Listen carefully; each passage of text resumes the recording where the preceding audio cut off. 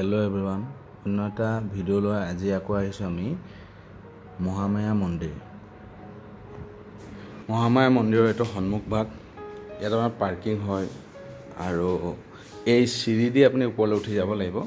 ছাইডত এইবোৰ পূজা অৰ্চনাৰ কাৰণে যিবোৰ আপোনাৰ ধৰি লওক বন্তি আপুনি ইয়াৰ পৰা লৈ ল'ব পাৰিব, কিন্তু বন্তিৰ প্ৰাইচটো বহুত বেছি লয় তেওঁলোকে। ইয়াত আপুনি বেলেগ কিবা বস্তু ল'ব পাৰিব। শক্তিপীঠ হিচাপে গণ্য কৰা হয় মহালয়া দেৱী পাৰ্বতী, দুৰ্গা, কালী, কামাখ্যা আদি দেৱীৰ অন্য ৰূপ।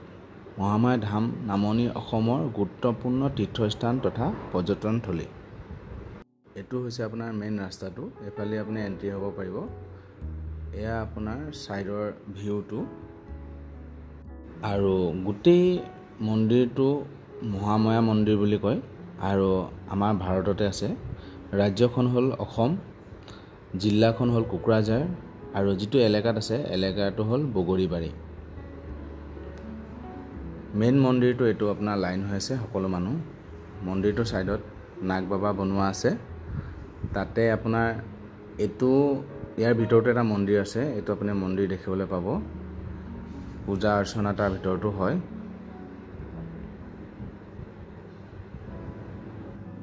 এয়া মানুহে আপোনালোকৰ পূজা অৰ্চনা কৰি আছে।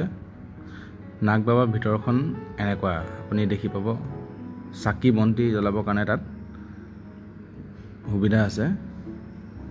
এয়া ছাইডতে সৰু আৰু এটা মন্দিৰ আছে। সেয়া গাখীৰ ঢালি আছে বাইদেৱে। ইয়াত আপুনি এফালেদি চিৰি দি আপুনি ওপৰলৈ উঠি যাব লাগিব।